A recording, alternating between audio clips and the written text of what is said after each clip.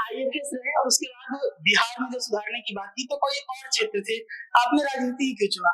बिहार में कई पार्टियां हैं, सबसे बड़ी पार्टी बीजेपी है, बिहार विधानसभा में सबसे बड़ी पार्टी राजद है, पुरानी पार्टी कांग्रेस है, बहुत सारी पार्टियां हैं, लेकिन आपने नए नवेले स्थापित हो रहे पार्टी से जुड़ना क्यों मुनासिब समझा? एक प्रदेश अध्यक्ष के तौर पे सबसे बड़ा चैलेंज आपके लिए क्या है? उपचुनाव भी है बहुत नजदीक, 25 के चुनाव के लिए जनसुराज तैयारी कर रही है, सबसे बड़ा प्रतिद्वंदी किसको देखते हैं? एक सवाल अब आप लोग पे उठने लगा है, जिस प्रकार से लगातार प्रशांत किशोर जी के द्वारा भी कहा गया है, आपके पार्टी के कई प्रवक्ताओं के द्वारा भी कहा गया कि मुस्लिम और यादव जो है वो खिसक रहे हैं, तो आरोप ये लगने लगा है कि क्या अब आप लोग मुस्लिम यादव का समीकरण साधने लगे? नमस्कार, मैं प्रशांत शुरू कर चुके हैं।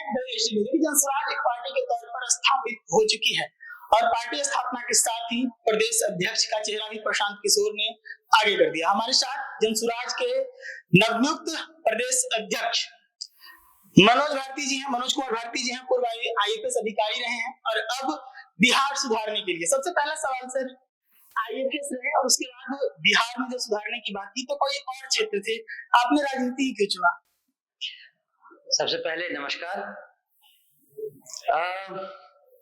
अगर समाज को सुधारने का काम करना हो तो मेरे ख्याल से राजनीति से अच्छा और सीधा और कोई तरीका नहीं है, क्योंकि समाज का गठन ही राजनीति है।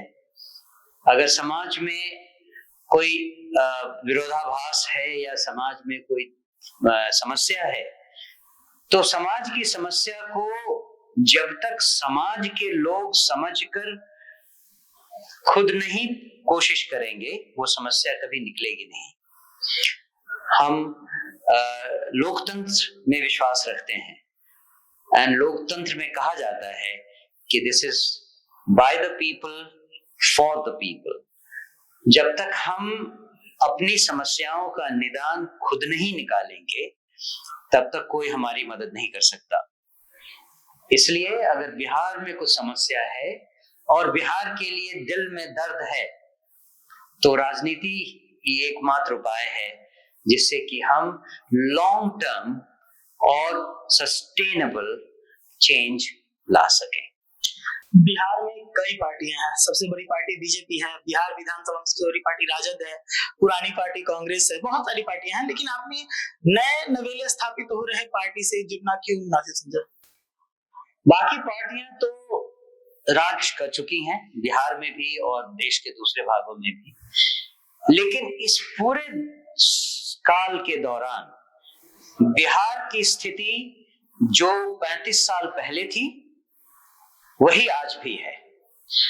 तो ये निष्कर्ष निकालना गलत नहीं होगा कि जो एस्टैब्लिश्ड पार्टी हैं उन्होंने ऐसा कोई इफेक्टिव कदम नहीं उठाया जिससे कि बिहार की स्थिति का सुधार हो सके। जो आज देश के विभिन्न राज्यों में विकास के इंडेक्स पर शायद निम्नतम स्थान पर है, उसमें कोई बदलाव नहीं आया है। इसीलिए किसी और पार्टी को ज्वाइन करने के बदले जब जनसुराज का ऑप्शन है तो कहीं और देखने की जरूरत नहीं है। वैसे भी पॉलिटिक्स में कभी एक्टिवली पार्टिसिपेट करने का मन नहीं था, यही सोचकर कि इन सारी एस्टैब्लिश्ड पार्टीज में जाकर कोई फायदा नहीं है, क्योंकि वहां पे एक ढर्रा है, एक तरीका है जिसमें या तो धन या फिर बाहुबल या फिर सामाजिक पेडिग्री, पॉलिटिकल पेडिग्री, एंसेस्ट्री, बाप हो दादा हो जो कि पॉलिटिक्स में हो, ऐसे लोगों की ज्यादा पहुंच है। इसीलिए भी जनसुराज का ऑप्शन आने पर सारे के सारे बुद्धिजीवी जो समाज के लिए कुछ करना चाहते हैं उनके लिए एक यही ऑप्शन बच गया है। एक प्रदेश अध्यक्ष के तौर पे सबसे बड़ा चैलेंज आपके लिए क्या है? एक तो नई पार्टी है, तो नई पार्टी का जो एलिमेंट्स है, चाहे वो काउंसिल हो, चाहे वो संविधान हो, हमारी सबसे पहली प्रायोरिटी है इन सब पर काम करना और इनको फाइनलाइज करना। दूसरी, जो कि ऑनगोइंग बात है, समाज को जगाने की और समाज के प्रबुद्ध लोगों को साथ लाने की, ये काम इस पद के लिए, अध्यक्ष के पद के लिए सबसे पहली प्रायोरिटी होगी। किस तरह से हम ज्यादा से ज्यादा लोगों को अपनी बात पहुंचा सकें और ज्यादा से ज्यादा प्रबुद्ध लोगों को इस बात से कन्विंस कर सकें कि उनका एक इस नए अभियान में उनकी जरूरत है, उनका एक रोल है। ये बात एज अध्यक्ष के रूप में मैं करना चाहूंगा। उपचुनाव भी है बहुत नजदीक, 25 के चुनाव के लिए जनसुराज तैयारी कर रही है। सबसे बड़ा प्रतिद्वंदी किसको देखते हैं? हम अपना सबसे बड़ा प्रतिद्वंदी समाज में जो हम पॉलिटिकल पार्टी की बात कर रहे हैं, हमें हमारा किसी भी पॉलिटिकल पार्टी से कोई लड़ाई नहीं है हमारी।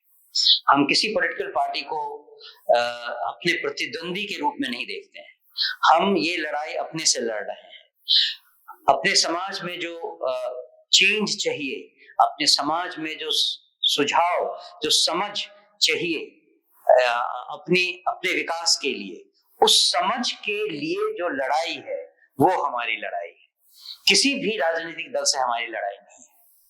एक सवाल अब आप लोग पे उठने लगा है, जिस प्रकार से लगातार प्रशांत किशोर जी के द्वारा भी कहा गया है, आपके पार्टी के कई प्रवक्ताओं के द्वारा भी कहा गया कि मुस्लिम और यादव जो है वो खिसक रहे हैं। तो आरोप ये लगने लगा है कि क्या अब आप लोग मुस्लिम यादव का समीकरण साधने लगे? हमने कहा कि हम समाज में समझ को प्रायोरिटी दे रहे हैं। हमको इससे मतलब नहीं है कि कौन मुस्लिम है, कौन दलित है, कौन यादव है या कौन सवर्ण है। समाज का हर तबका कहीं ना कहीं अपने आप को निग्लेक्टेड फील कर रहा है और उन सब लोगों की चाहत है कि 35-40 सालों में बिहार जो बदला नहीं है उसमें एक बदलाव की जरूरत है। तो ना तो हम किसी समीकरण को ध्यान में रखते हैं और ना ही किसी ग्रुप को ध्यान में रखते हैं।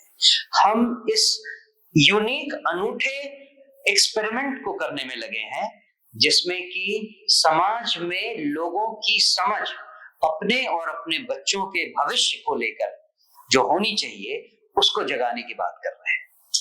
25 विधानसभा की तैयारी है, 24 के लिए भी प्रशांत किशोर ने स्टेज से ही ललकार दिया था। तो 25 के लिए आप लोगों ने बताया कि 5-6 लोगों को क्षेत्र में भेजेंगे, उनमें से जो बेहतर होंगे उनको पब्लिक चुनेगी और वही कैंडिडेट होंगे। 25 आपसे पहले 24 की जो तैयारी है उसमें उतना वक्त नहीं है, तो उसमें कैसे कैंडिडेट का चुनाव होगा? तरीका वही रहेगा, समय स्क्वीज कर दिया जाएगा, उसको फास्ट फॉरवर्ड कर दिया जाएगा, जिससे कि वैसे भी ये एक तरह से हमारा टेस्ट है, एक सेमीफाइनल टाइप का है। तो इसमें हमने जो सारे एक्सपेरिमेंट सोचे हैं उनको इम्प्लीमेंट करके उनका इफेक्टिवनेस देखने की जरूरत है और मुझे लगता है कि ये बहुत सही मौका है। उस दिन मंच से सारी जनता ने इस बात का अप्रूवल दिया कि हम इस बाई इलेक्शन में भाग लें, तो उनके आदेश को सिर आंखों पर रखते हुए हमने सोचा है कि एक कोशिश की जाए अपने मॉडल को टेस्ट करने की। होगा सब कुछ वही, लेकिन थोड़ा फास्ट फॉरवर्ड मोड में होगा और जब 25 का जमाना आएगा इलेक्शन का, तब हम वो सब काम एक सही नॉर्मल स्पीड पे करने वाले हैं। चलिए, तो हमारे साथ पूर्व IAS अधिकारी और वर्तमान में जनसुराज के प्रदेश अध्यक्ष मनोज कुमार भारती जी थे। बातचीत किया हमने इनसे और सबसे पहले सर हम आपको चलते चलते देना चाहेंगे कांग्रेचुलेशन, शुरू में भूल गए हैं। Thank you. तो कांग्रेचुलेट करते हैं सर को। और हमारी बातचीत कैसी लगी आप कमेंट सेक्शन में जरूर। धन्यवाद।